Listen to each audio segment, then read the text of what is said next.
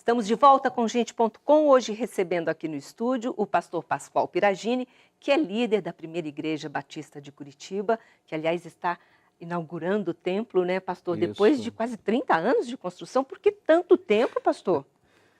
Porque, na nossa visão, a igreja é gente, né?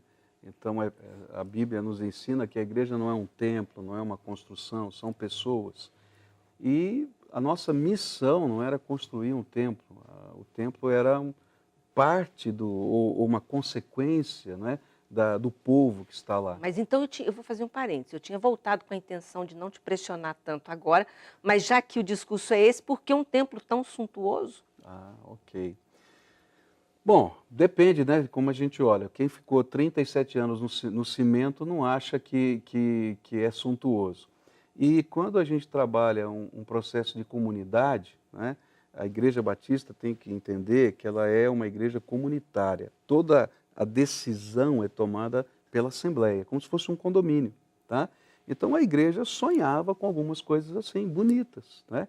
E não queria perder o seu processo de missão, mas foi construindo algo que glorificasse a Deus e que eles sentissem alegria. Para você ter uma ideia, o projeto foi decidido em assembleia, tá? Então foi feito um concurso com 3 arquitetos, os projetos foram colocados em divulgação pública, houve reuniões abertas para os arquitetos É apresentarem. muito bonito o E aí projeto. um plebiscito votou no projeto do Forte Neto, que é isso que está sendo feito. Sim. E eles sonharam e construíram 20 e tantos anos para chegar naquele objetivo.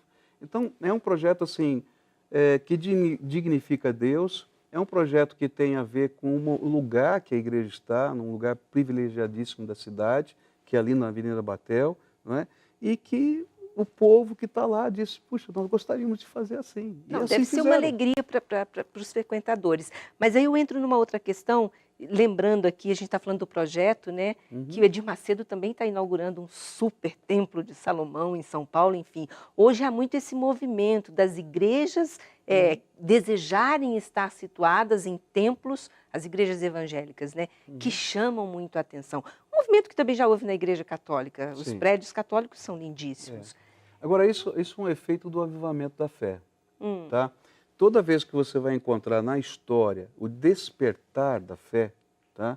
As pessoas investem naquilo que dá prazer ao coração delas.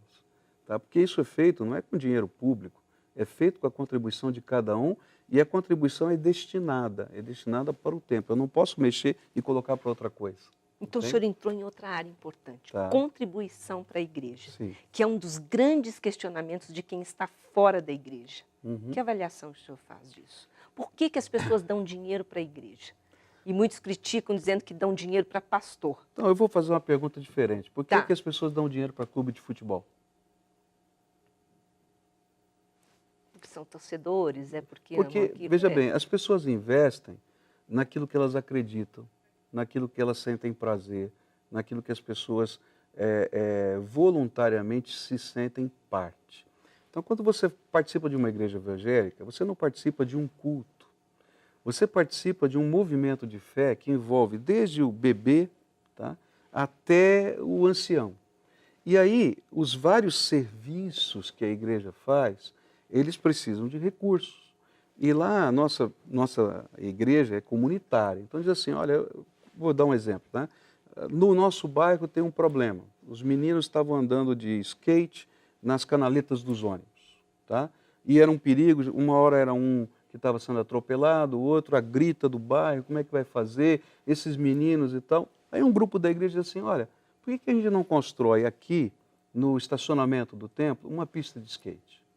E por que a gente não coloca um professor, um cara bom para ensinar? Mas a gente não coloca só skate, mas coloca também valores, para ensinar a vida, respeito às leis de trânsito, isso, aquilo, e a própria fé. Eu disse, olha, joia, o espaço está aqui, o dinheiro eu não tenho. Ele disse, mas pastor, posso fazer? Pode. Aí vai, levanta junto à comunidade o dinheiro, constrói, tá?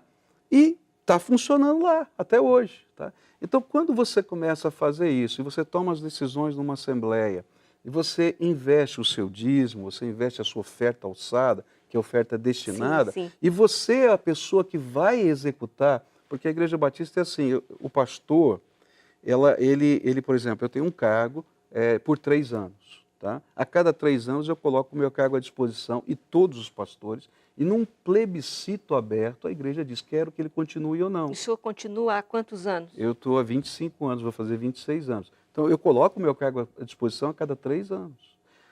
O dinheiro da igreja é administrado pelos membros da igreja, que são eleitos na Assembleia. Não tenho nenhum pastor que cuida de finanças. Tá? Porque a minha missão é pregar o Evangelho.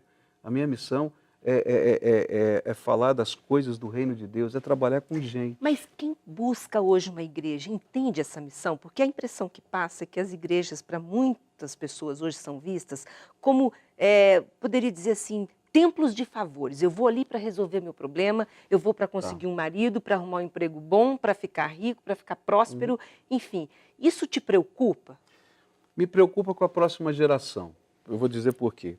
Toda vez que esse tipo de movimento entrou na Igreja Católica, na Igreja Protestante, está acontecendo aqui no Brasil, a próxima geração fica desiludida. Então, se hoje, decepciona? Se decepciona, porque é mentira. Não é um banco de negócios. Não, você vai negociar mentira. com Deus, me dá isso que eu faço aquilo. A impressão que passa, às vezes, O que acontece muitas vezes é que, quando as pessoas estão buscando a Deus, elas vão encontrar. Essa é uma coisa bonita de Deus. A palavra de Deus vai ensinar para a gente que buscar-me-eis e me achareis quando me buscardes de todo o vosso coração. Então, se você está buscando a Deus, Deus vai encontrar você, Ele vai tocar. E muitas vezes pessoas começam buscando aqui e ali, e a graça de Deus vai entrando e vai direcionando para aquilo que é a verdade que está na Bíblia. Então, há muitas pessoas que migram de um lugar para o outro.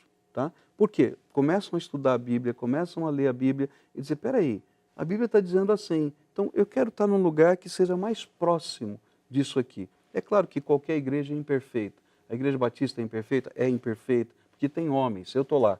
Então eu como homem sou imperfeito. Mas a gente está lá seriamente tentando olhar para a Bíblia e viver aquilo que está na Bíblia. Então as pessoas vão se aproximando, vão chegando. E aí, quando esses valores da Bíblia passam a ser meus valores pessoais, eu sinto prazer de doar meu tempo, eu sinto prazer de investir, eu sinto prazer de servir. Então é coisa linda quando você vê aquele povo indo fazer um trabalho de assistência social, como construir casas nos ribeirinhos da Amazônia. Aliás, a sua comunidade faz bastante. Faz, a nossa faz isso. Nos ribeirinhos aqui do Paraná,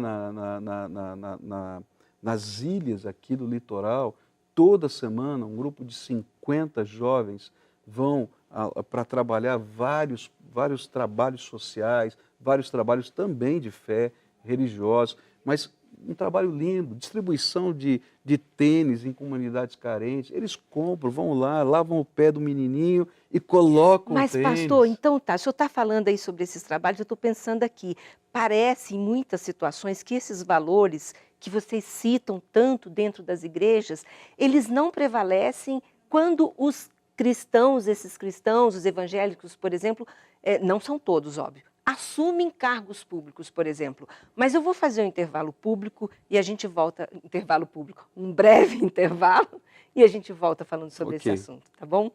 Até já.